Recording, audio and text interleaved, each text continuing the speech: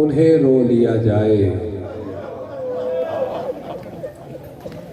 जिन्हें उम्मत ने सताया बहुत है।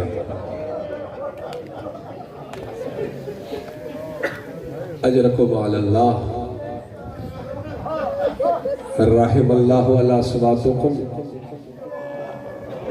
और मैं भी फजाइल पढ़ता आगे, मगर फजाइल को ही मैं देख रहा था, आपकी तबीयतें आमादा हो गई थी। जैसे फजाइल में तहम्मुल से पढ़ रहा था, मसाइब पढ़ने का भी मेरा अपना अंदाज है। और मैं आगाज में बता दूं कि मसाइब सुनने का एक अदब है, और इस अदब से हर कोई वाकिफ नहीं है। ये अदब स्कूल, कॉलेज, यूनिवर्सिटी में नहीं पढ़ाया जाता। मसाइब सुनने का अदब सिर्फ उसे आता है जिसने माँ की गोद में हुसैन का नोहा सुना। अजरकुम अल्लाह। मैं दाखिल मसाइब हो रहा हूँ एक मिसाल से। इस जिक्र के सदके में हम करिया करिया जगह जगह पढ़ने जाते हैं।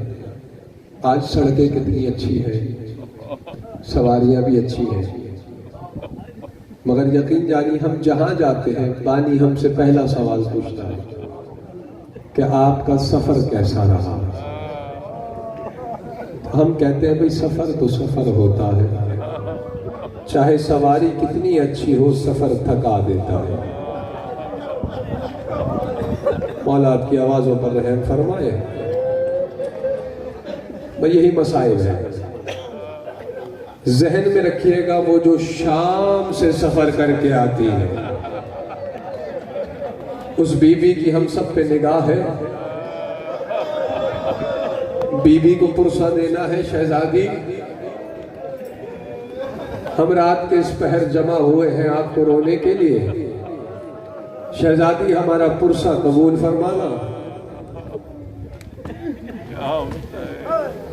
अजरकुम अल्लाह।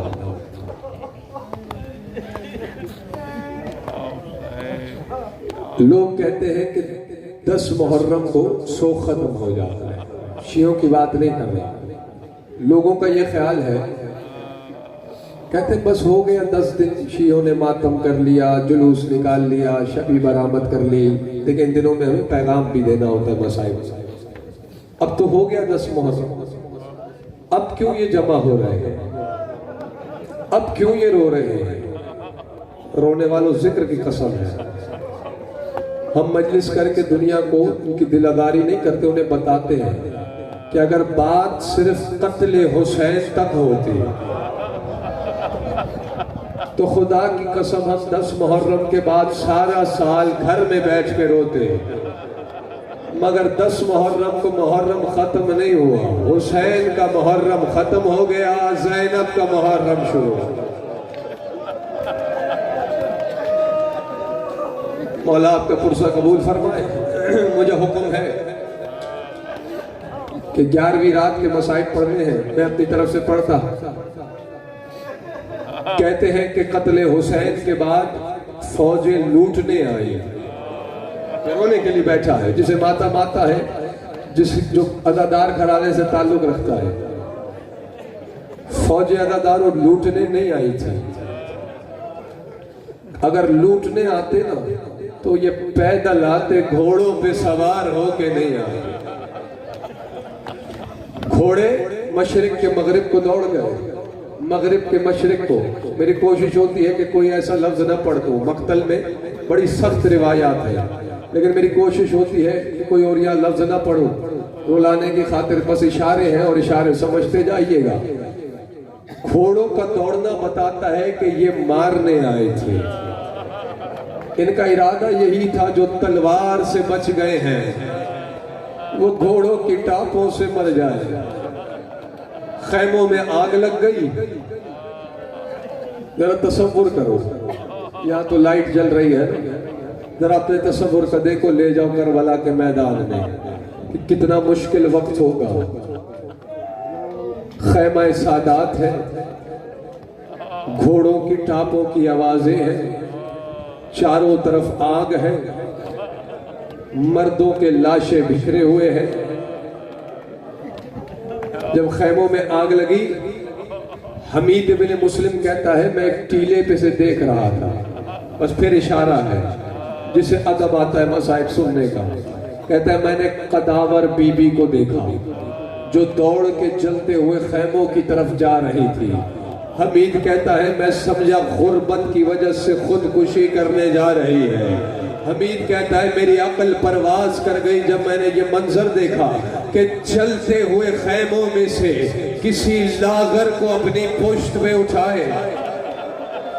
बीबी खैमों से बाहर आ रही है और जुमला सुनोगे, जब सज्जाद को पुश्त में उठाया ना, फुरात की तरफ देख के कहा ज़ैनब ने अब्बास बाजू कटवा कर फुरात पे सोना आसान है, मगर जलते हुए खैमों से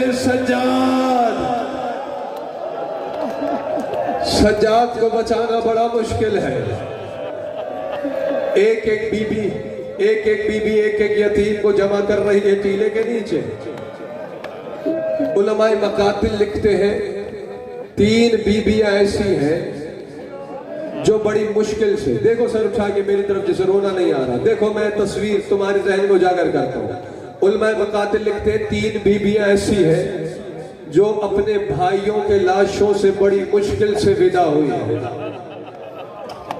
पूछो वो 3 बीबियां कौन सी है? पहली बीबी है फातिमा बिनते हसन, ये आपके चौथे इमाम का हरम है, कासिम की बहन है। उलमाए मुकातिल ने लिखा क्योंकि एक जगह तो भाई का लाशा था नहीं, कासिम के टुकड़े हो गए थे, बड़ी मुश्किल से विदा हुई।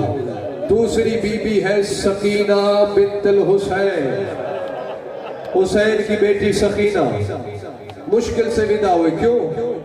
क्योंकि शाम गरीबा करबला के दश्त में सकीना कुछ ढूंढ रही है, बीबी की सब पे नजर है। एक मर्तबा शहजादी ज़ैनब ने पूछा सकीना क्या ढूंढ रही हो? कहा फूफी अम्मा मुझे मेरे भाई असगर का लाशा नहीं मिल रहा, मेरे भाई का लाशा। कहा सकीना आखिरी वक्त में वो फुला टीले के नीचे तेरे बाबा ने दफन किया। ये दूसरी बीबी है। पूछो तीसरी बीबी कौन सी है? खुद ज़ैनब कुबरा। शहजादी भी मक्तल में कुछ ढूंढ रही है। बीबी उम्मे कुलसूम ने पूछा, देखना मेरी तरफ मैं इशारा करूंगा, बहन क्या ढूंढती हो? तो उम्मे कुलसूम मुझे मेरे हुसैन का लाशा नहीं मिल रहा। मैंने किताबों में पढ़ा कई लाशों पे शहजादी आई, कहा तुम मेरे हुसैन नहीं हो सकते, तुम मेरे हुसैन नहीं हो सकते। एक मर्तबा बीबी उम्मे कुलसूम ने इशारा किया, शहजादी वो टीला नजर आ रहा है जहां पत्थरों का ढेर है, मुझे माफ कर देना मैं इशारा कर रहा हूँ, टूटी हुई तलवारें हैं, कुछ टूटे हुए नेज़े हैं, सर उठा के देखना मेरी तरफ। एक मर्तबा बीबी करीब गई, अब पत्थरों को कैसे हटा रही है। एक मर्तबा बीबी ने पत्थरों को हटाना शुरू किया और जिसे माथा माथा है। एक मर्तबा जख्मी लाशा नजर आया जो तीरों पे मुअल्लक था। एक मर्तबा गौर से देखा और तड़प के ज़ैनब ने कहा क्या तुम मेरे हुसैन हो? क्या तुम वही हुसैन हो जिसे ज़हरा ने चक्कियां पीस पीस के पाला था? क्या तुम वो हुसैन हो जिसके पों से रसूल लेता था? एक मर्तबा ज़ैनब ने नोहा पढ़ा, पहले नोहा शहजादी ने पढ़ा, या मोहम्मद हो सल्ला अलैका मलाइकतुस समाए व हाज़ा हुसैनुन मरम्मलुन बित्तिमाए व मुक़त्तउल आदाए व हाज़ा बिनातु का समाया। फरमाया नाना तुम तो वो हो कि तुम पे आसमान के फरिश्ते दरूद पढ़ते हैं और ये तुम्हारा हुसैन जो अपने खून में गलतान कि जिसका कफन करबला की खाक, ये हुसैन जिसका कफन करबला की खाक है। बस मैंने बहुत पढ़ लिया, आखिरी जुमला है सुन लो ताकि रात भर आंखें वुज़ू करती रहे। जिसके आज़ाद कट चुके हैं, कहा नाना तुम पे तो फरिश्ते दरूद पढ़ते हैं। एक मर्तबा इशारा किया, वहाज़ा बना तो का समाया, और ये तेरी बेटियां कैदी हैं। असीर कहते हैं उस कैदी को जिसके हाथ आगे बांधे जाए। मेरा इशारा समझ लेना। शहजादी ने फरमाया सबाया, सबाया उस कैदी को कहते हैं जिसके हाथ फंसे गर्दन। मातमे हुसैन।